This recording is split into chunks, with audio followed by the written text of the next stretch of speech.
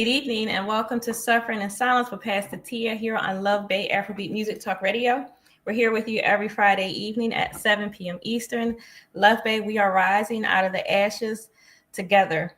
We have with us tonight Merisia Challenger. She's the guest of Gospel Sunday on Love Bay. And we have joining us via telephone Mark Doria, our co-host for the evening. And our topic for tonight is giving voice to your inner child. So listeners, if you have any questions or comments for our guest or our co-host, you can email us at sufferinginsilencedv@gmail.com. You can also text us or call the number 437-778-3299. And we do want to take a moment to remind you to please like, share, or subscribe via whichever social media platform you are watching us by. If you have any resources that you would like to share with us on a national or local level from your country, your community, any local organizations, or your faith community, you can also email us at sufferinginsilencedv@gmail.com. And with that, Mark, I would ask if you would go first and greeting Love Bay on tonight.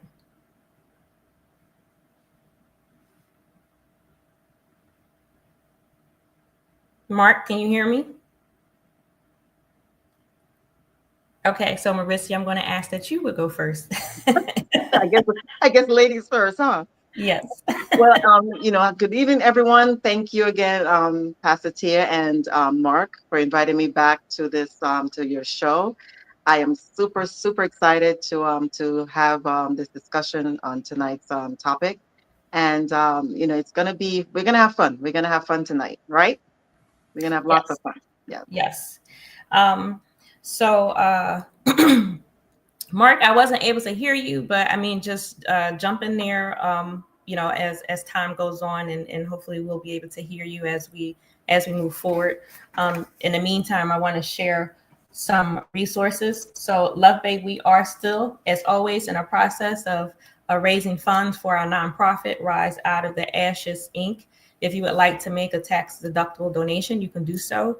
You can visit GoFundMe and find our nonprofit, which is Rise Out of the Ashes, Inc.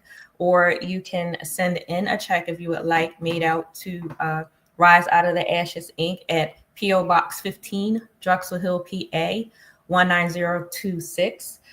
You can also purchase my book, which is Suffering in Silence. It's available on Amazon. We do use proceeds from that to help individuals with transitional resources. The biggest thing that we do is our endeavor with immediate and emergency funding. We help individuals with transportation, with getting to safe locations, medication, personal toiletries. However we can financially support victims and survivors of domestic violence, we do that, and we need your help to be able to continue doing that. We want to share the Substance Abuse Mental Health Services National Helpline. Their number is 800-662-4357. We also want to share the Befrienders Volunteer Action to Prevent Suicide. To find a helpline by your country, you can visit their website, which is befrienders.org. In the United States, we have the National Domestic Violence Hotline. Their website is thehotline.org. Their number is 1-800-799-7233. In Canada, we have the Canadian Women's Foundation. Their website is canadianwomen.org. Their number is 1-866-293-4483. And in the UK, we have the National Domestic Abuse Helpline. Their website is nationaldahelpline.org.uk.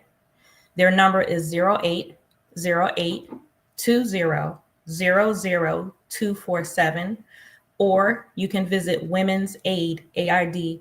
Their website is womensaid.org.uk.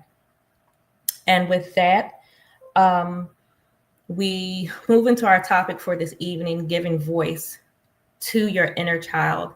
This is a a conversation that I briefly had with Merisia, a talk that I've had with Mark, and we really just want to just put on the table those discussions to bring these conversations to your homes. And as always, what we want to do is start a conversation that's going to be able to help to at least start a change, start dialogue within your personal spaces wherever you are, hopefully to move through your family, your home, and communities to bring about a positive change. I believe any conversation is not worth its salt if it doesn't lead to some kind of change, positive change, that is.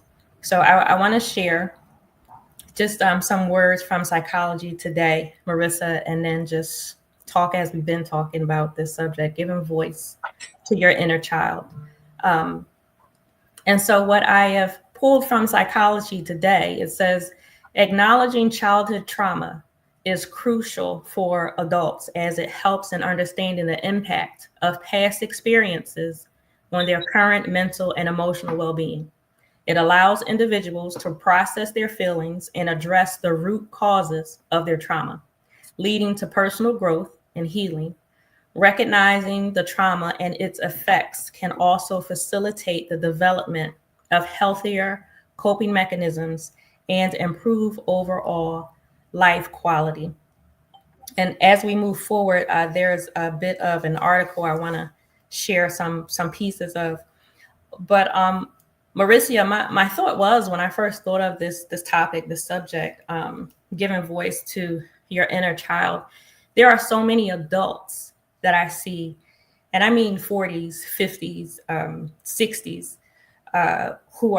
who are dealing with issues or who are still trying to bury issues or push it away from childhood, but it's affecting them today.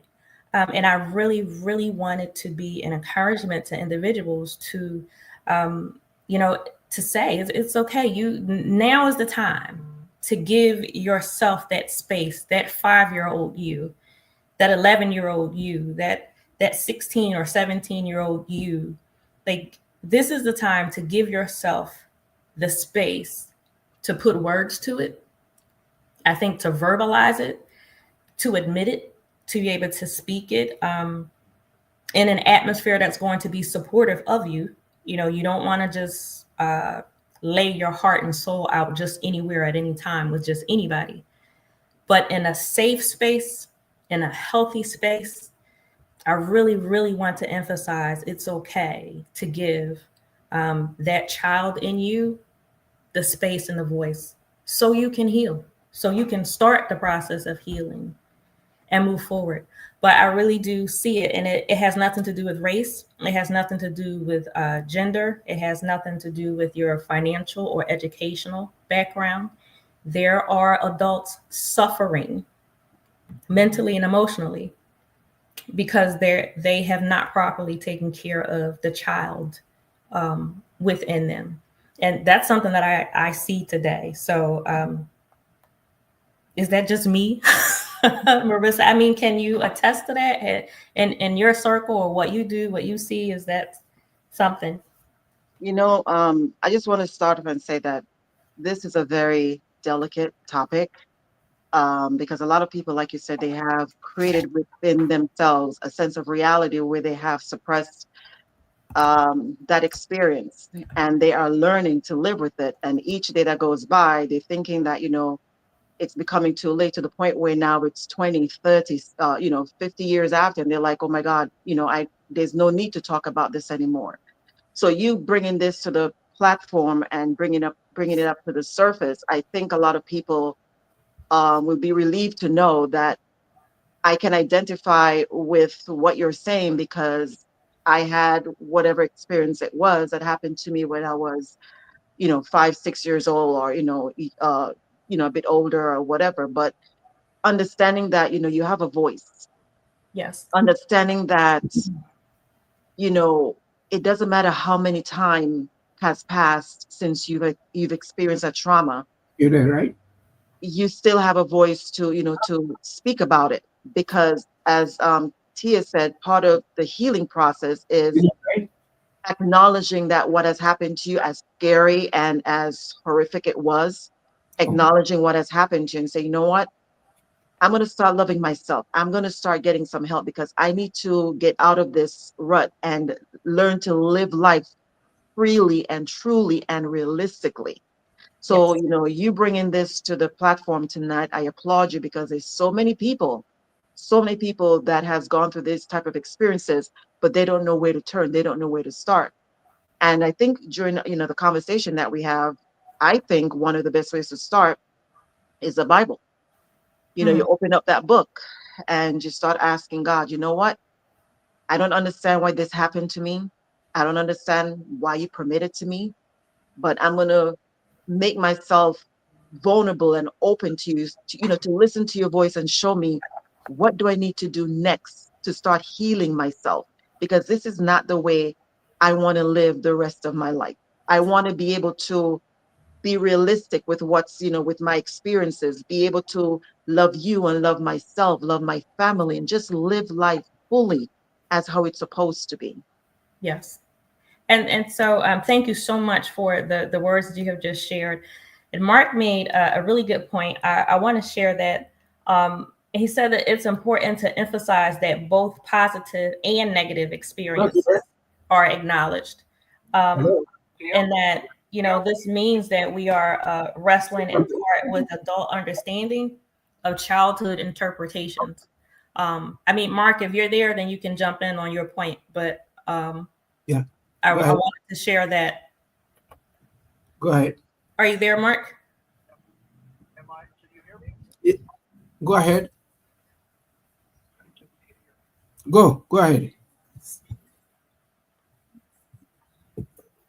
So, to his point of acknowledging positive and negative experiences, even just looking Go back ahead. at myself, Go, I, go I ahead.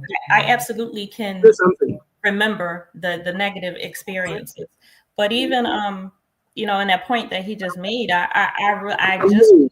I remembered a can hear you. positive experience. Like I thought it was a positive experience, but I can see a negative connotation to it now, but still giving myself the space to acknowledge that. So Go I ahead. remember Say as a something. child not being able to express any type of emotion. Something and I will boost it up. I remember Yeah. what I thought was, uh, Mark, did you say my name? Yes, I did. Can you Oh, hear me? great. Yes, I can hear you. So I was just expounding on the point you made of acknowledging negative and positive experiences as a child. Having that adult understanding with this. So you wanna go with your point there? Well, I think you were kind of hit there. I was in the background talking, so I'm not entirely sure where you were, but I'm glad we're remedied the problem. Let's hope it lasts. But yeah, I mean, basically what I was saying is that I was actually thinking convey, if I can jump in and convey a story. When I was growing up, I kind of associated with a couple of different families that helped raise me. I know I've mentioned that before because my own home life was somewhat difficult on a lot of perspectives. But one family that was very closely attached to was 7 brothers. And 2 of them were very close in age. They were just a little over a year apart. And I was good friends with both of them. As we reached adulthood, talking to them about their childhood, which I was intimately involved in, obviously, they both had 180-degree perspectives. One felt that it was a horrible environment, hostile. The parents were always fighting and arguing, and there was alcohol, and it was horrendous. And the other one was there were issues, but it was a loving environment. Mom and Dad always took care of us. We had fights as all siblings do, but it was basically a darn good life. And so it's very interesting because I mean I was kind of watching both of them and shaking my head, and I agreed with the latter, not the former. I mean I saw a lot of love and I saw a lot of sacrifice, like any family. It was somewhat crazy. So it really spoke to me when I was reading up on this evening, and the emphasis on the positive and the negative. And I do think it's very important as that we don't. I don't want to step on anybody's toes here, but that we don't indulge just the negative side of it and say, "Oh, life is horrible," and my life was just so bad. And I think it's very valuable to look back with a critical eye and say, in adulthood, I can understand causes and motivations that parents may have made or older people may have made that as a child may have seemed insensitive, but in adulthood, they have explanation. And again, I'm not talking about abuse or anything like that. I'm just saying in a relatively quote unquote normal environment. Is that making sense? Does that speak to anything? And so, I mean, I do agree with the additional perspectives that you brought up, which was, again, with inside of you, that child, if you had it, then yes, remember the positive. But that negative connotation, I think, I do, was sealed, I believe, with I can say I'm 49, so a lot of people my age grew up with, it stays in his house, be quiet about it, and that's just it. That's secret. But again, even personally for me, my experience was I couldn't even be happy. Like I couldn't express joy. I remember a football game being on TV. Like I knew nothing about football. I was a kid. I had to have been like 6 or 7 years old. I remember the Raiders were playing because I just remember the colors, the black and the silver. And I just liked the Raiders because that's what I remember that day seeing on TV. And I don't know who had the ball, but he had the ball. He was running. He made a touchdown. I was so happy. I was excited. I didn't know what was going on, but everybody on television was happy. I was jumping up and down, and my mother looked at me and was like, "What are you doing? What's going on?" And I'm like, I was just, I was excited. But that moment right there it was suppressed. It was like, no, you can't laugh. You can't joke. You can't do that. And so what would have been, I think, just a normal moment, not just to say that it was positive, but just a normal moment, I couldn't have that. And so I know that me as a child, I suppressed everything. I remember being a teenager, being 14, 15 years old. I was living with one of my grandmothers, and it was just so intense, emotionally, verbally abusive. I thought the only way that this is going to stop is if I kill her. That's what was in my mind as a 14-year-old. Now, when I got into, I think I was in my late 20s when I started processing that, thinking about that, giving a voice to that 14-year-old, because I was plotting in my mind, like, the only way for this to stop is if I kill her. And I remember going through scenarios, to do this or do that. And I would get to the end of this plan in my mind. I can't, because this is going to be too much here. I'm not going to be able to get away with this. I'm not going to be able to get rid of this evidence. Like in my mind, I was going through these scenarios, but it wasn't until I was adult to be able to give voice to myself. No, that wasn't right. That situation that I was in, that atmosphere, being able as an adult to put words to it, to be able to know what verbal abuse was, emotional abuse, to be able to say, I was a child. I should not have been in that environment. I should not have been in a place where I was thinking the only way that I'm going to get out of this is to kill the person that is hurting me. And I think a lot of us are in that situation where that's what we came through, but it's still with us. It's still mentally there. It's still emotionally there. And for me, it came out in different ways. So in different parts of my life, as I was going through, where I thought, all right, I'm just dealing with this trauma right here, right now.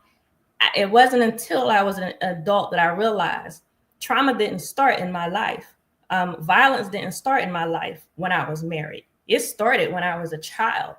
And being able to see how one issue just compounded on top of the other because I wasn't dealing with it. I didn't have the faculties to deal with it as a child. It was, let me just push this away. It's over. It's not happening anymore. Let me move into the next part of my life. So without being healed, I moved into another part, and I had that trauma with more trauma just dumped on top of it. And so then I found myself as an adult being angry in situations I shouldn't have been angry in, um, just feeling all types of ways that I should not have been feeling, but then being able to say, I got to look at my childhood and see where this stuff came from and be able to say, no, that shouldn't have happened at 5 years old, at 6 years old. No, it's not normal to not allow a child to be happy or express happiness. It's not normal for a child to see their siblings being hurt and being told, don't say anything, keep this to yourself. So there are so many struggling with that. I really, really wanted to just take a moment to say, yes, deal with it. It's okay to be open and be honest about that.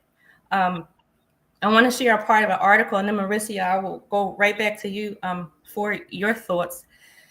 But I just really see how men and women are really just bogged down with moving on in the rest of their lives because they are carrying that hurt and pain from their childhoods. So this is an article that was written March 31st of this year by Maja. I want to say Vucectic. I'm so sorry if I pronounce your name wrong. It's Vucetic. It's Healing from Childhood Trauma, Tips for Adults. And it says in the U.S., no, I don't want to start there. Lasting effects of childhood trauma often stay hidden in adults. The Centers for Disease Control links early trauma to chronic conditions like heart disease and diabetes. Over 2/3 of children face at least one traumatic event by the age of 16, per the U.S. Department of Health and Human Services. Adults with childhood trauma are 3 to 5 times more likely to develop addiction or chronic health conditions. 70% of addiction recovery programs cite childhood trauma as a key factor in substance abuse. Trauma-informed care reduces PTSD symptoms by 30%, offering a pathway to trauma recovery. And my last point, and Merisia, I'll turn it over to you from the article, is that childhood trauma accounts for 1/3 of adult mental health diagnosis per the National Health Services. Wow. Just listening to you speak about, your experience, and I can't imagine even putting myself in that situation. But the person that, one of the things I kept on repeating in my mind is like your power. One of the things I tell my son is do not let anyone take your power, because once your power is taken, you become vulnerable. You become vulnerable, you don't know your self-worth. Mm-hmm. And all it takes is for you to be in that wrong setting, the wrong people, and everything just starts unraveling. Everything in your life just starts becoming chaotic. And to have a child, and again, I'm just, imagining a child going through that and going to school and just trying to wonder, how can I not connect with any of these kids? They're on the sideline and looking at these children laughing, and in their mind, connecting that to having a happy home and wondering, why can I not have that? Why does this have to happen to me? And it's such a dangerous threshold to be at, because with that, it comes, like what you said, it becomes, depression. It Yeah. opens the door to, to want to lash out, like what you were saying. The only way I can get out is to kill this person. And it comes out, it boils down to not loving yourself. So you're thinking that you're worthless. Anything that comes by, well, you know what, I'm just gonna have to take it because I'm worth nothing. And to have someone live like that, the bulk of their life, and not realizing, you know what, I am worth something. You Yeah. know what, I was made in the image of God. And with knowing that fact and having those, just those things that can give me some kind of uplifting spirit, that gives me that push that I need. Because it's like, you're locked in, you're boxed in, you're suffocating, but there's nowhere to turn, and you don't know who can I go for help. And especially if the cause of that issue is in your home, where it's supposed to be the safest place for a child, it's like, what else is for me to do? Where else can I go? So, we have to push this out and let these kids know. You don't have to wait until you're in, you're later on in years. And like you said, sometimes, as the years go on and you're becoming a little bit more wiser with worldly experiences, you kind of like try to figure out, okay, this is not right. That shouldn't happen to me. But still, you're not there yet, because you still need that extra push to go and get help. And, to have that weight on your shoulders, and you're carrying that. And in addition to that, in all this process, you yourself are creating your own family, and you're trying to figure out, how can I connect with my child? How can I let my child know, if this happens, it shouldn't happen?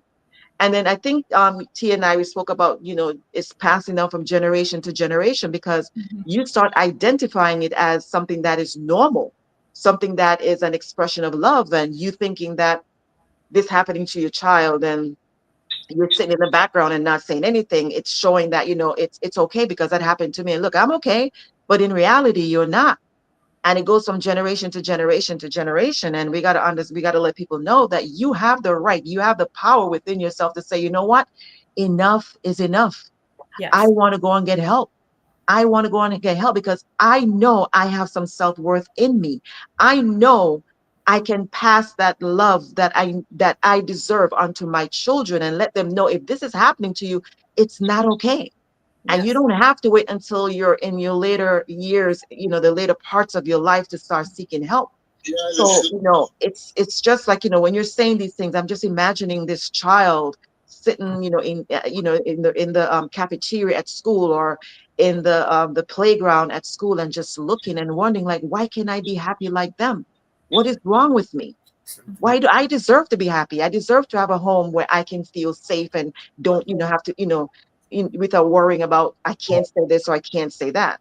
So, we got to reach out to our children and let them know that, when you're feeling this way, it's okay to speak to me. We are going to go and get help, because you need to learn how to, start loving and living life again, and Right. not carrying this weight on your shoulder, because at the end of the day, it's not doing you any good. And, and part of this whole process, and I think we touched on that, is forgiveness, because that's such a key thing. Because for you to start genuinely healing, you got to let it go. Let go and let God.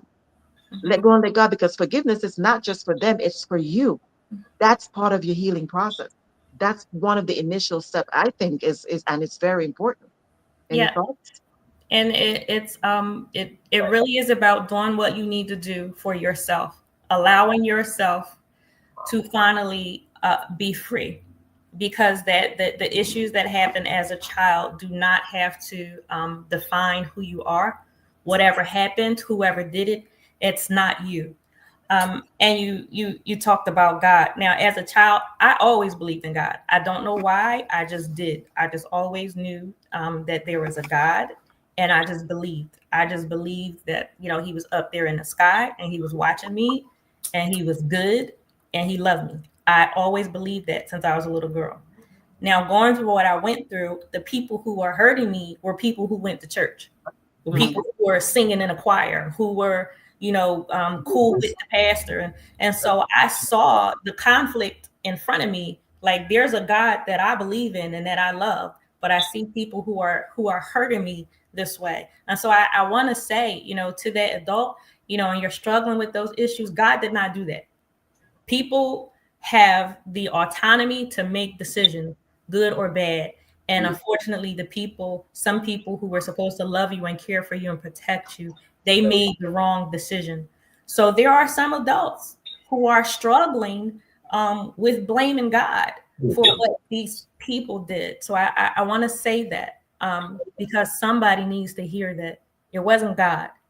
God did not do that. But it's okay for you to say that. It's okay for you to ask, like, all right, God, where were you and it's okay to allow yourself that space to say that and to feel that.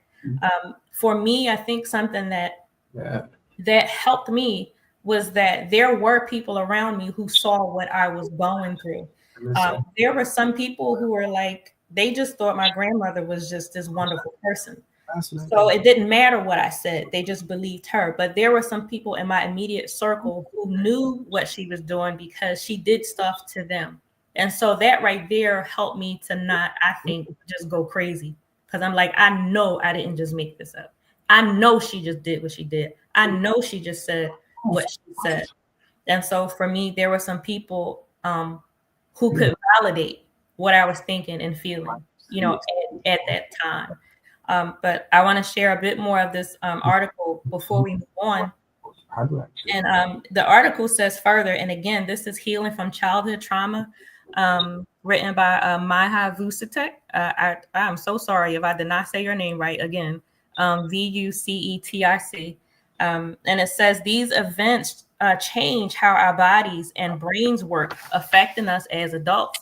And some common types of childhood trauma: physical and sexual abuse and emotional abuse, emotional neglect or physical neglect, witnessing domestic violence or community violence, traumatic loss of a loved one. The CDC says that these types of childhood trauma raise the risk of depression, anxiety, and health problems in adults. People who were abused as kids are more likely to have PTSD or borderline personality disorder. Finding trauma symptoms in adults can be tricky. It's not just about what you see on the surface. Unresolved childhood trauma can show up in many ways, like constant anxiety or feeling numb. You might also see signs like always being on guard, avoiding certain places, or getting angry for no reason. And I couldn't put words to this until I was an adult. But like I recognize always being on guard. I mean, physically being on guard. There are times I would be holding my breath and I didn't know it. There are times that my body would be tense. There are times I would physically be like in a fighting stance and I didn't know it. Like my body was just prepared. But it wasn't until I was an adult and able to put words to it. And I want to say not just being an adult, but being an adult and I realize something is not right and I want to do something about it. So I think that part is very important too. It's not just recognizing, all right, something isn't right, but it's actually making a decision. I might not know why I'm feeling this way, but I'm feeling this way and I know it's not right. And I want to, it's not about pointing fingers, but I want to get to the bottom of this. Because again, we talked about the generational thing. I don't want to pass this down. If my parents were like this, I'm going through this. I don't want my children to have to go through it. I saw it in my grandparents. I saw it in my parents. Like, why does it have to continue to go on? So I want to do what I need to do for me. So I say, just like in children, you have children who are bursting out in anger. Well, you know what? Stop saying that that's just a bad child. You don't know if they had dinner last night. You don't know if they saw, their parents hurting each other. But that child that we're looking at today, some of us, we were that child years ago. We need to give that child attention. We need to give that child love. We need to say, you know what? You are important at 4 years old. You were important at 14. And you are important at 44, 54, 64, 74. And it's okay to give yourself that space to say, it wasn't right. What was done to me wasn't right. And now I'm going to put some words to it. I want to say that I don't know who it may be for, but I want to say you deserve that. You deserve that space to allow your heart to be able to heal. It bothered me greatly at times when I would think and I would remember the things that I thought about doing to my grandmother to get her out of my life, to get her away from me. But I had to look at the whole picture. I had that thought, those feelings didn't just come from nowhere. And so I had to be able to give voice to it and process it. And so again, in a safe space, don't just go anywhere and just say and do anything, but in a safe space, to be able to put those things like that out there and work it through. You deserve that. That's my thought on that, Marissa. You know what? being an adult and just, looking and, now, because, talking It's about yours, these brother. things, like, Yours. it brings your awareness and be a little bit more That's you, okay? compassionate, a little bit more sensitive, and just, just have Strong. and humbleness and humility when you're engaging with people like this. Because, like you said, the child is acting out. Feel like that. Don't just summarize it and say, well, that's a rude child, and just toss the child in the corner and that, be done with it. Right. Have a conversation and find out what's going on, because that Okay. might be the only way that child knows to reach out, to say, I need help. And, I remember growing up in the Caribbean, I always, my mother always tells me, like, back then when she was growing up, it's like a village, takes a village to raise a child. And unfortunately, that concept has basically slowly disappeared from the communities. And once before, you're going into the schools and you're thinking, well, there's still some hope in the schools where, we can have some kind of counseling session done to our children. But again, it's seeping in everywhere where you look.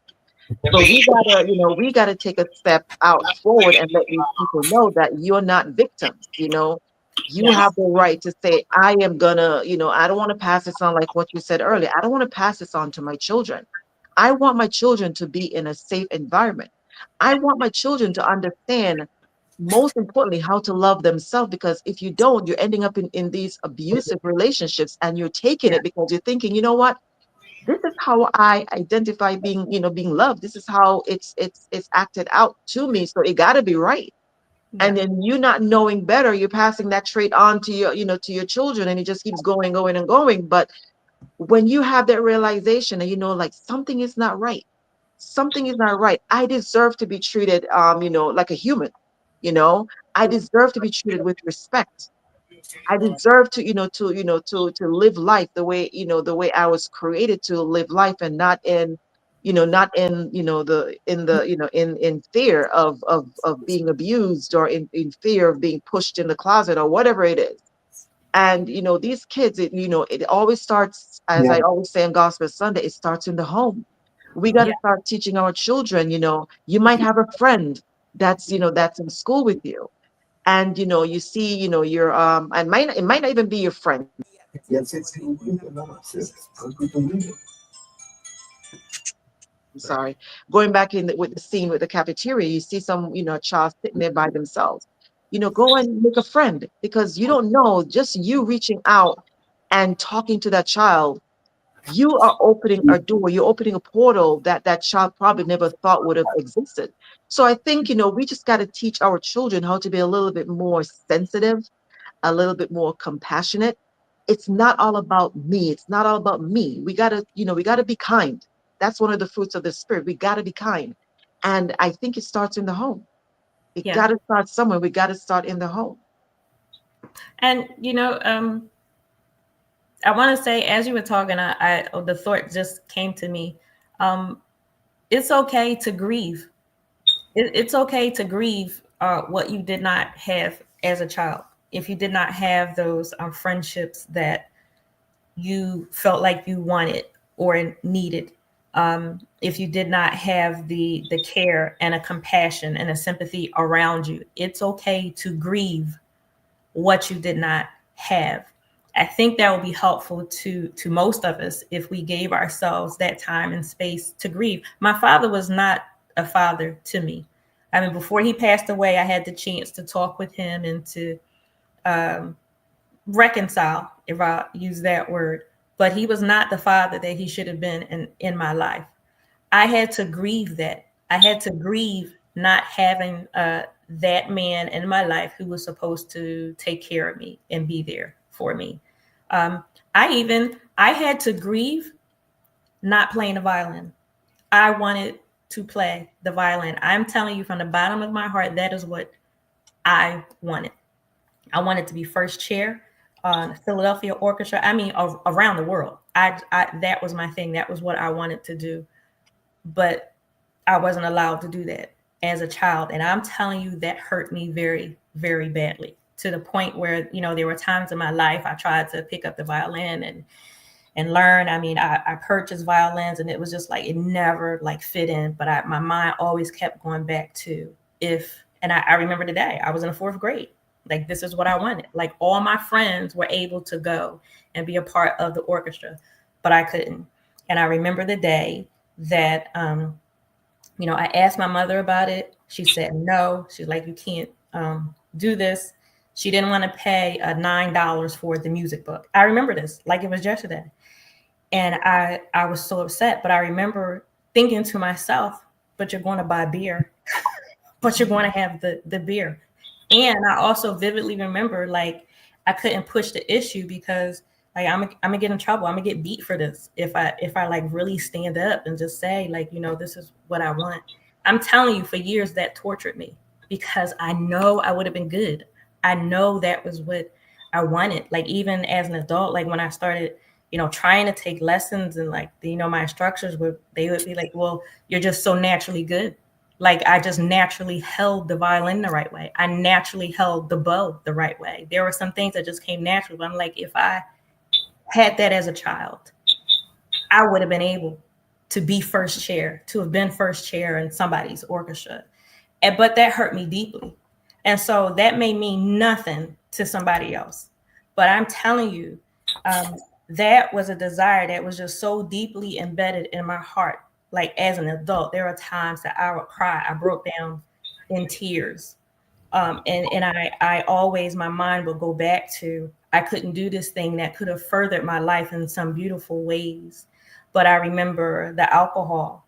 I remember the drugs. I remember the violence. I remember that.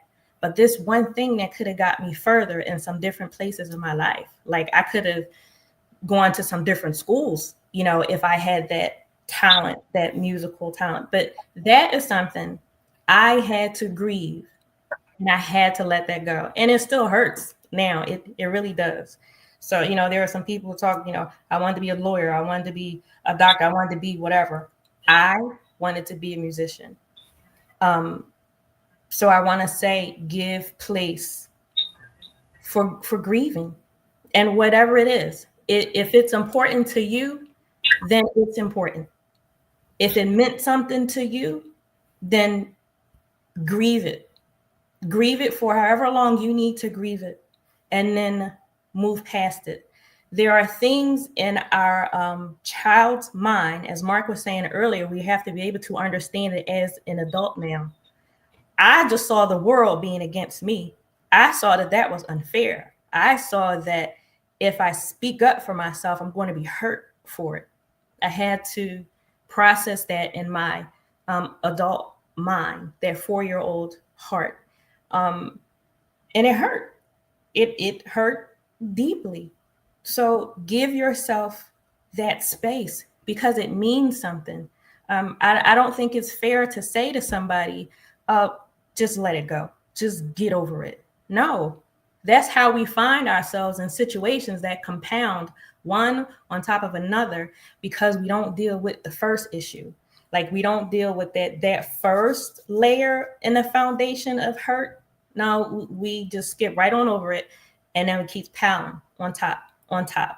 Like, as I said, it wasn't until after my divorce, after I started dealing with myself, that I realized domestic violence did not start in my life with my marriage. That's what I saw as a child. And we live our lives and we go through so much, and it hurts so deeply. And I'm not saying that all pain will be eradicated and it will just go away. But what we go through and what happens, it could be a little bit easier. It could be a little bit lighter if we are allowed to deal with those things, the things that hurt us, the people that hurt us, the things that we lost or never had that for whatever reason are hurting. I think it's just absolutely unfair to try to look at another person's life and say, you're 70 years old, whatever. Why is that still making you cry? That's not fair. And again, it's real. Whatever it is, I don't care, whatever it is. If you wanted to paint, if you wanted to be an artist, if you don't have that, and a reason that you don't have it is because of some type of abuse, some type of hurt, some type of neglect, that's real. And it needs to be acknowledged. And I just think it's just unfair when you're looking at a person saying you have gray hair, you should be over it by now. It life I've learned, life doesn't work like that.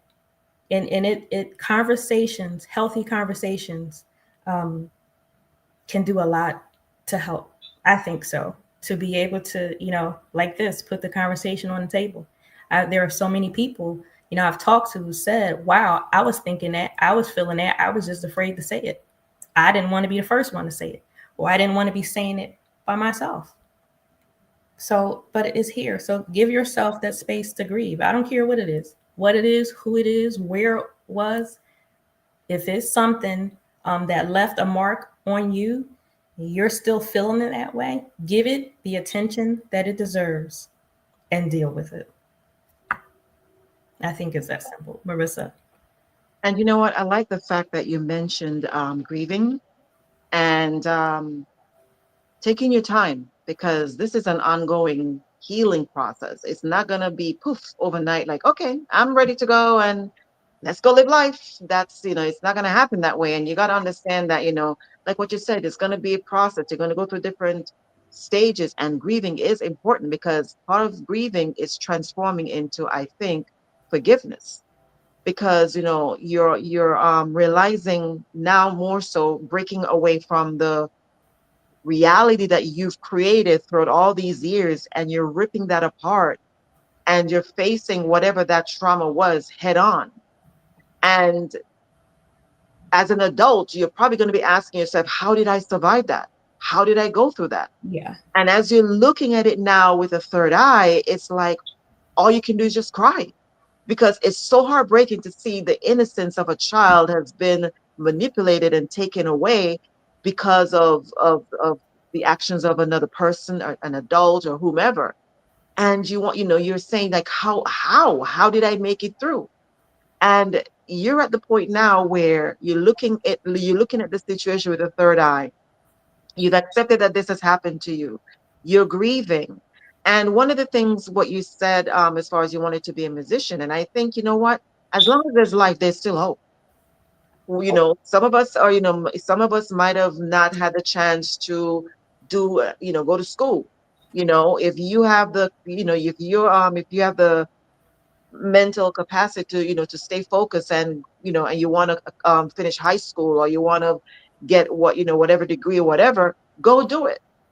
The world is yours, but the question is, how are you going to approach it, and how are you going to embrace it? Because again, it's going to come to a point where you got to step out of that victim mode, because you have to start, living life and grieving and getting over that process.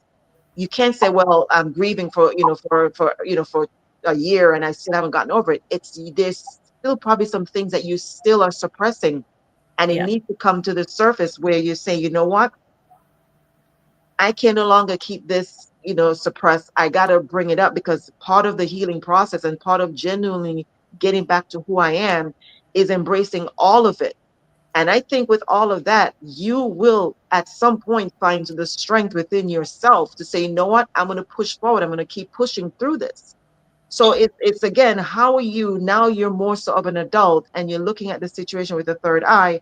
How am I going to embrace the situation? How am I going to react to this situation? Am I going to keep folding my arms and say, you know what, I was an innocent child and it happened to me, and I'm just going to keep on suppressing it? Or you're Mhm. going to say, you know what, out of these ashes, I'm going to rise, and I'm going to rise as a victor and no longer a victim. These words are easier said than done, especially if you're going through the process, but it's so important to have the right people around you. It's so important to have the right support system, because um, when you're talking about that, I remember the book of Job, and everything was taken away from Job, and he was just down to nothing. Even his wife was saying, just die and just get it over with. But you got to just stick with it, because you know what, again, there's strength in these trials and these tests. There's strength, but it's not going to come overnight, and it's easier said than done. So having the right network of people around you to just give you that extra push, because there are going to be some days when you're just tired, you're like, I'm weary, I just can't fight anymore. And to have that person say, you know what, you've come this far, just keep on pushing through. I think that's very important. And at the end of the day, especially if you have children and they're watching you going through this process, they too will be able to identify and say, you know what? I now know what to look for, and I know now how to approach this situation and try and get through this as quickly as possible so I can get back on track and live my life. So when I have kids myself, this is already broken, and I can now give them that healthy, safe home that every child deserves to have. Any comments? Yeah, I mean, I agree with that wholeheartedly, and I want to emphasize that we are not telling anyone to go sit down and go through your childhood and conjure up some No. some memories. Like, no, we are not telling you go looking for painful moments. No. So I know for myself in particular, I believe that God knows when you're ready to deal with issues. And I want to say this, and then I'll go to Mark if he can hear us. But for me, having to deal with my childhood came at a time where my heart was just really heavy with some things. Like, there were just things that I started to remember. There were feelings that I was having. It was like I couldn't shake it. I couldn't move past it without addressing it. So it's not like I just sat down and just started taking notes. All right, 1984 and trying to write down things. And no, there just happened to be times in my life. I believe God knew I was ready, and things just started coming to my attention that I had to deal with. And so I did it when I was ready. I didn't go searching down memory lane for stuff. Um, so if you are ready to deal with issues, then you deal with them. And I want to say this, and then I'll go right to Mark.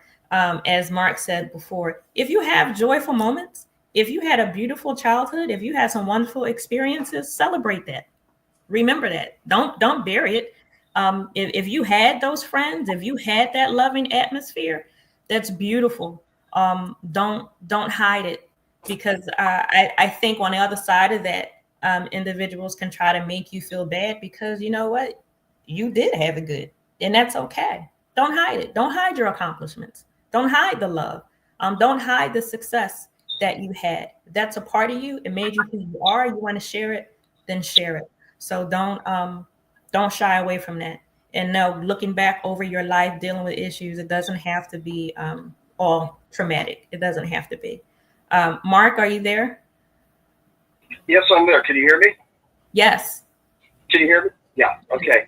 Yeah. No. I listen. I got like 30 things jotted down here, and I know we don't have time to go into it. So I'm just gonna kind of bullet point a couple of quick observations here. And one of the harsh realities of life is that it isn't. People have a positive life or a negative life. It's the truth is it's both.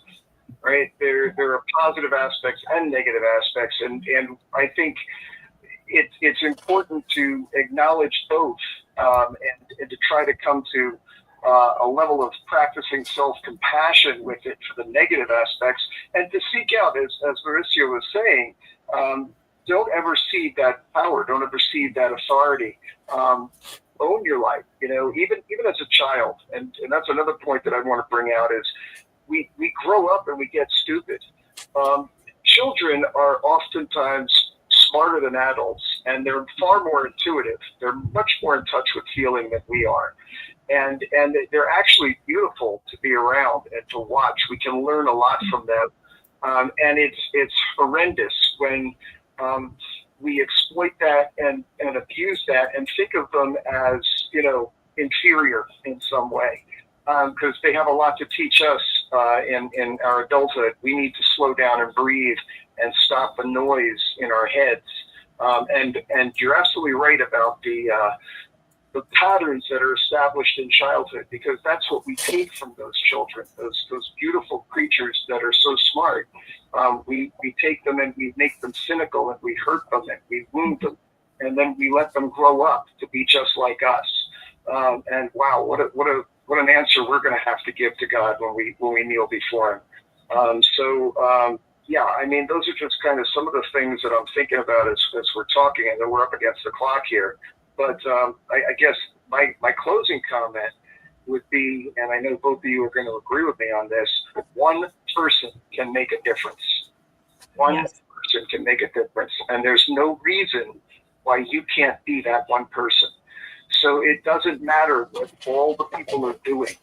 If that child has one person to reach out to that they can trust, that will not hurt them, exploit them, that will give them that love and nurture them, that can be enough.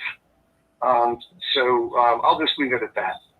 So we're going to stay for a few more minutes, Mark. So I want to ask you for your thoughts when we're, talking about the adult trying to encourage them to give space, to that child within them. What words would you give to an adult? I mean, within the past a couple weeks, I have found myself saying to adults, it's okay to let the 5-year-old speak in a safe space. I always emphasize the safe space and with support. So how would you encourage an adult to deal with that inner child who just did not have that voice then? Are you talking to me? Yes. I would say, yeah, I would say the first step is to be honest. When you look back at yourself and what was going on, look and be honest. Don't pretend you had a rosy scenario, that everything was great, or don't sit there and say, oh, woe is me, my life was horrible. Sit there and go, what were some of the positives and some of the negatives? I mean, my mother was a difficult influence in my life. She was also a very positive influence in my life. And it sounds cynical, but in a lot of ways, she taught me what not to be. And I don't say that in a cruel way, because I don't harbor animosity. She had mental issues and all kinds of things, and God rest her soul. But I'm not angry about it. But I also learned a lot of the kind of things that I didn't want to, and what I would not do when I was a parent, and I didn't do when I became a parent. So it's also about lessons learned. As to what we can do today to action it, like I said, acknowledge, look back, and be honest. Try to get 20/20 as much as you can. And there's methods that we can do to that. Journaling is a great method for any kind of trauma in life. Just do stream of consciousness. Just start writing, and then put it away for a week or two, and pull it back out and read it. And you may actually be surprised at some of the things that this person wrote to you. Who was you? So, and you can sit there and go, wow, I didn't even realize that I was thinking that. And that's the beauty of something like journaling, because it puts it in print. You can't deny it anymore.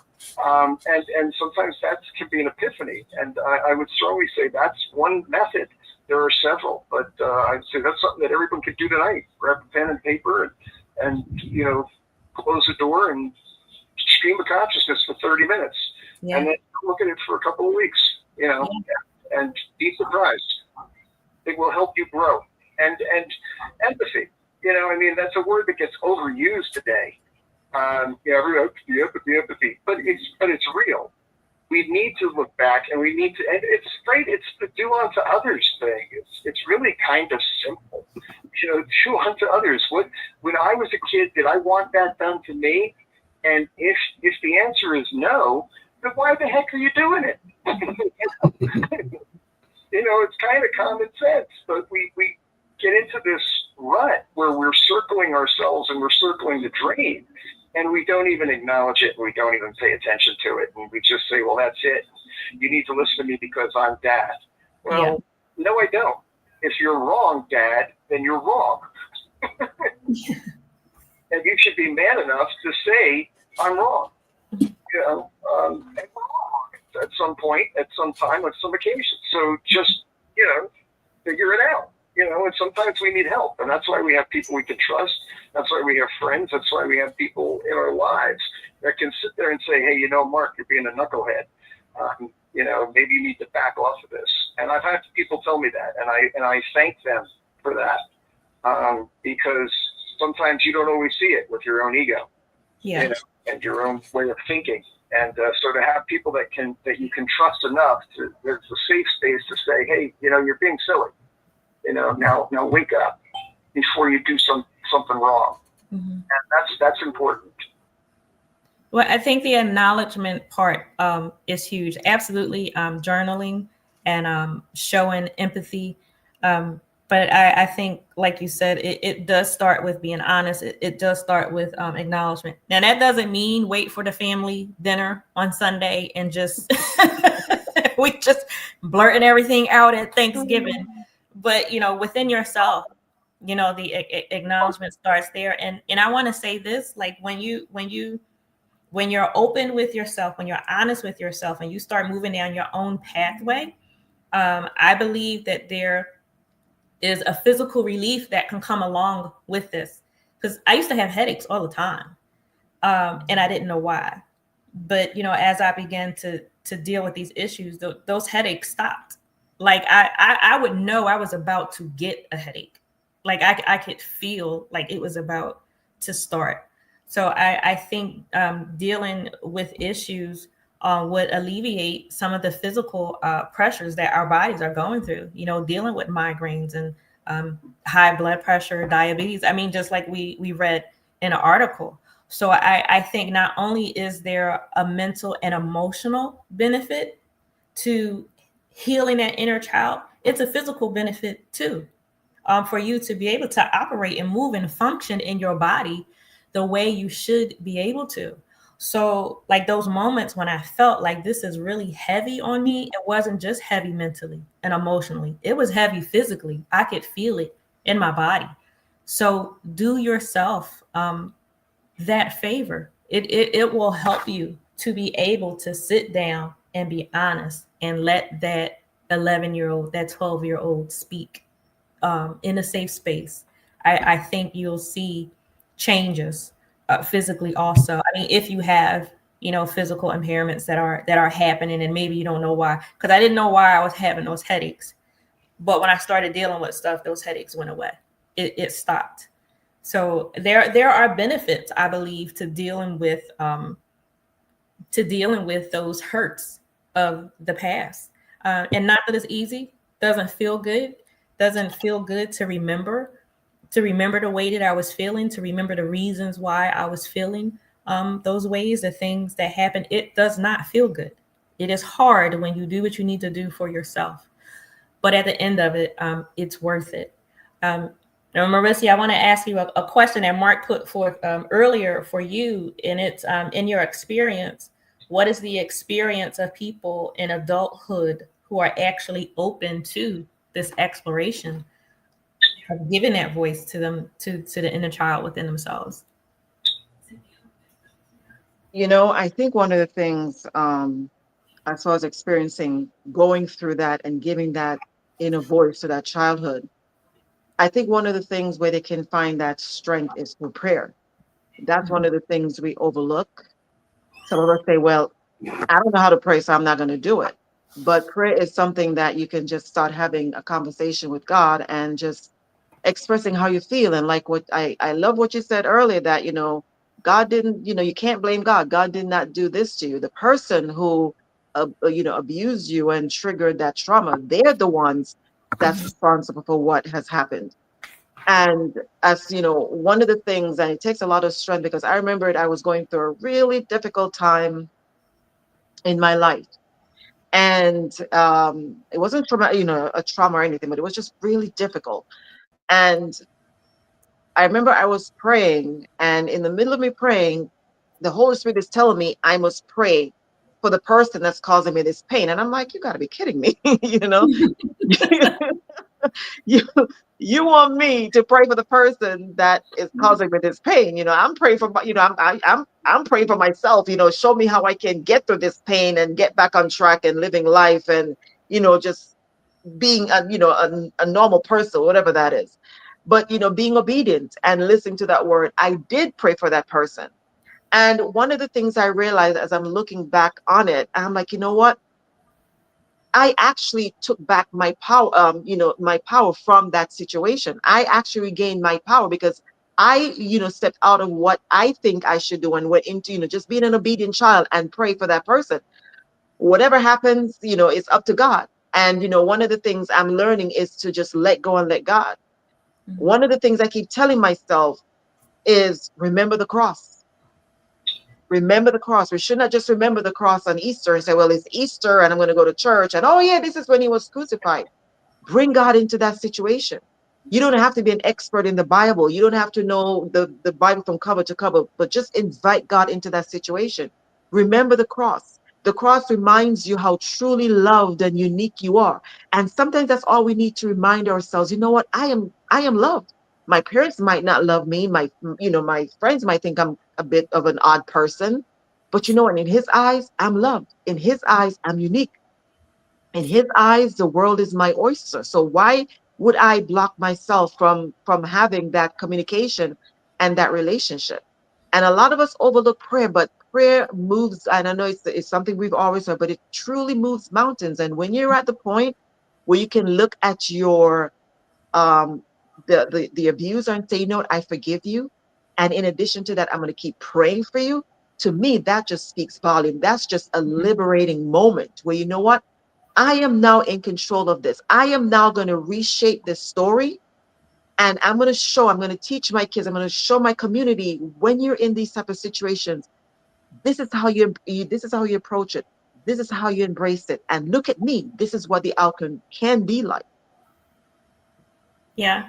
So I thank you for what you shared. So I want to share this, and then Mark, I'm going to ask you to close us for tonight with final comments. But as we're talking about prayer, I want to talk about prayer and forgiveness really quick.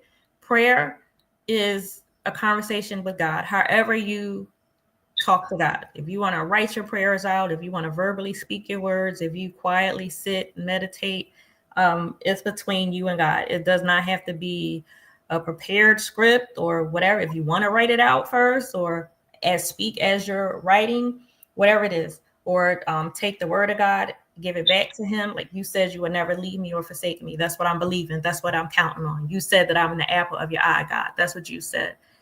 So we give him his word back. But prayer is also, it's a two-way conversation. So we're not just talking. We're not just saying, this is what I want, this is what I need. It's also about saying thank you. And it's also about listening.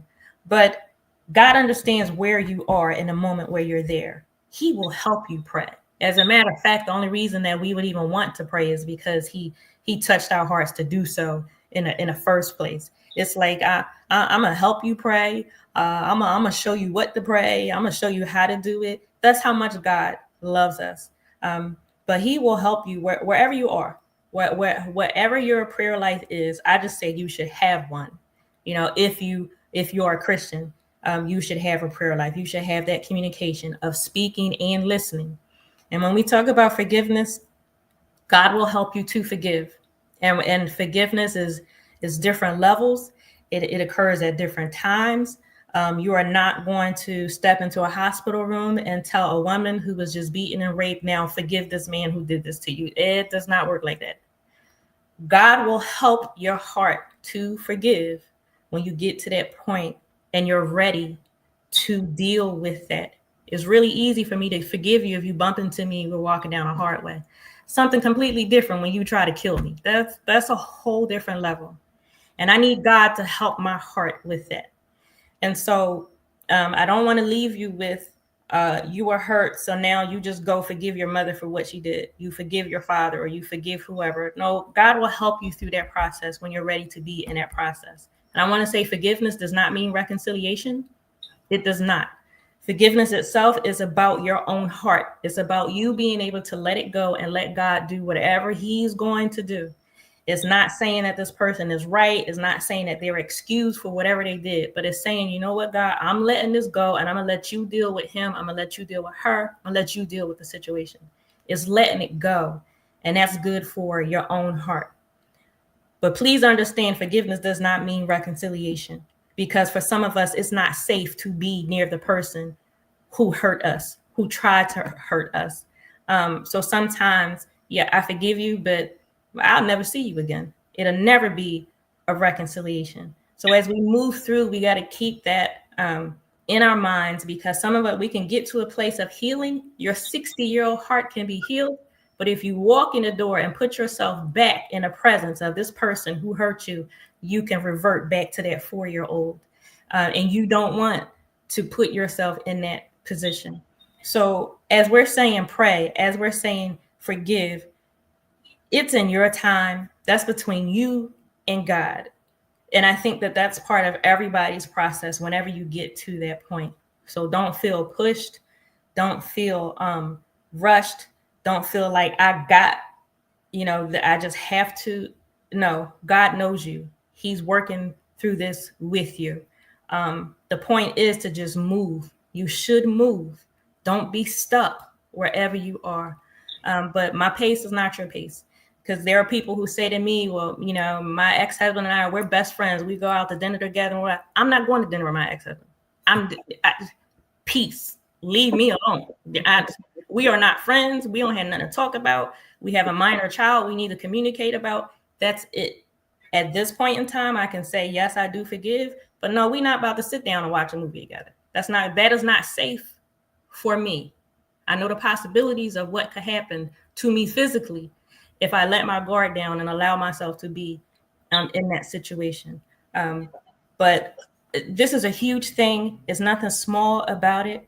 But I pray that the conversation was open for you to think, open for you to process, and open for you to get to where you need to be for yourself. With that, Mark, if you can hear me, if you can just give us our final words for this evening on giving voice to that inner child, to that adult who may be struggling right now. Sure.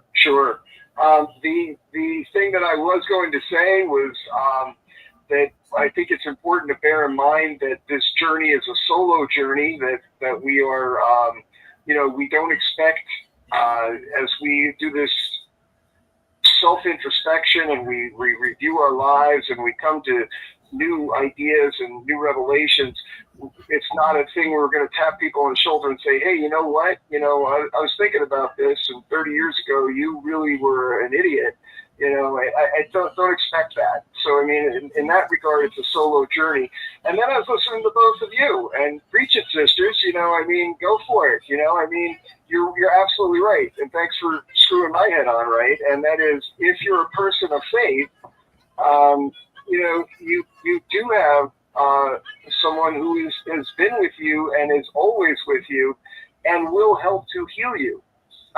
What concerns me is people who are not people of faith, people who have been so jaded and so cynical in life and so deeply wounded that they have given up on God as well.